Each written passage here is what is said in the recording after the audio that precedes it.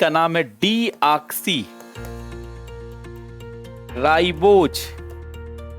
बड़ा खूबसूरत नाम है, D oxy ribose nucleic acid. D oxy ribose nucleic acid, D oxy, अभी समझ जाएंगे पूरा, पहले लिखते जाएंगे। D oxy ribose nucleic acid, ये इसका नाम है। 1868 में फ्रेडरिक मिसेर ने इसको खोजा था। फ्रेडरिक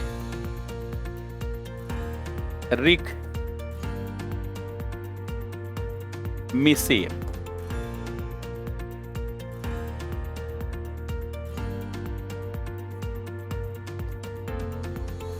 फ्रेडरिक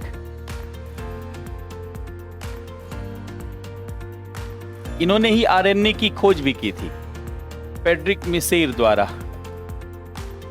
खोज। देखिए डीएनए, ध्यान से सुनेंगे, डीएनए क्या है? डीएनए एक पॉलीन्यूक्लियोटाइड है, एक पॉलीन्यूक्लियोटाइड है, मतलब बहुत सारे न्यूक्लियोटाइड, बहु न्यूक्लियोटाइड। अभी न्यूक्लियोटाइड मैं बनाऊंगा, समझ में आ जाएगा, अभी पूछना नहीं है आपको। देखिए बहु न्यूक्लियोटाइड से मिलकर बना है। आप ऐसे समझें जैसे कार्बोहाइड्रेट कैसे बना है, बहुत सारे ग्लूकोज के अणुओं से। फैट कैसे बना है, फैटी एसिड से। प्रोटीन कैसे बना है, अमीनो एसिड से बना है। रबर कैसे बना है, आइसोप्रीन से बना हुआ है।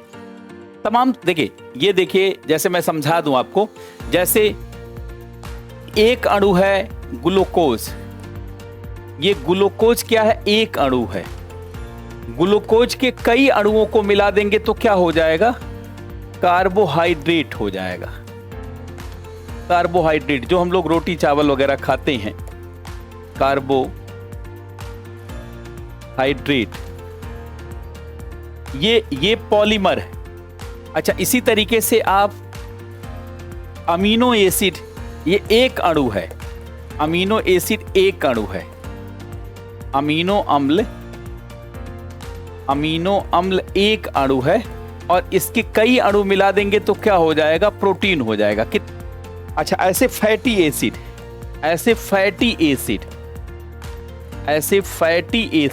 ध्यान से सुनेंगे, ऐसे फैटी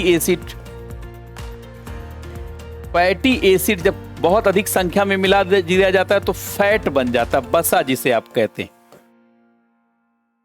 इसी को बसा कहा जाता है।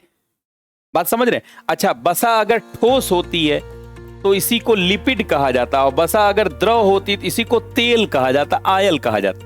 अगर बसा द्रव होती है तो इसी को आयल कहा जाता है, और बसा ठोस होती है तो इसी को लिपिड कहा जाता है, लिपिड कहा जाता है। तो ये सब क्या है, ये देखिए बहुलक है, ये बहुलक है, अर्थात ये बहुल अणु है, बहुल अणु है, इसलिए पॉलीमर बहुलक कहा जाता है। ये मोनोमर है, ये एक अणु है, ये एक अणु है, ये बहुत अणु है। तो जैसे ये मोनोमर है, जैसे ये एक अणु है और इससे मिलकर के बहुत सारा अणु बना हुआ है, ऐसे डीएनए भी है। ऐसे देखिए न्यूक्लियोटाइड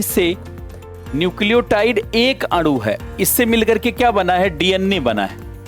अच्छा, इसी न्यूक्लियोटाइड से मिलकर के क्या बना है, इसी न्यूक्लियोटाइड से मिलकर के आरएनए भी बना हुआ, अभी देखेंगे। जैसे आइसोप्रीन है, इसी से मिलकर के रबर बना हुआ है, इसी से रबर बना हुआ है। ऐसे बहुत सारा, जब केमिस्ट्री पढ़ाई जाएगी, बायोकेमिस्ट्री पढ़ाई जाएगी, सब क्लियर हो जाएगा। अभी तो मैं डीएनए पढ़ाने जा रहा हूं, तो मैंने बताया कि डीएनए कई सारे न्यूक्लियोटाइड से मिलकर बना है। जरा देखेंगे, आप आसानी से समझ में आएगा आपको।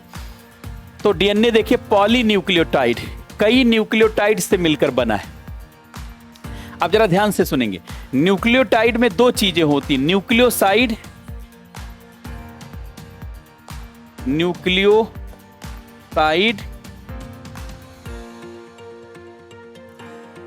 और फास्फेट होता है, फास्फेट होता है इसमें, और न्यूक्लियोसाइड में दो चीजें होती हैं, शुगर और बेस। शुगर और बेस, देखिए आपको टफ ना लगे इसलिए मैं हिंदी में भी लिखता चलता हूं, फास्फेट और ये न्यूक्लियोसाइड। ये केमिस्ट्री है, बहुत आसान है, एक बार खाली समझ जाएंगे बस। ये देखिए शुगर है, चीनी जिसे आप कहते हैं, लेकिन मैं शुगर लिखूंगा, शुगर।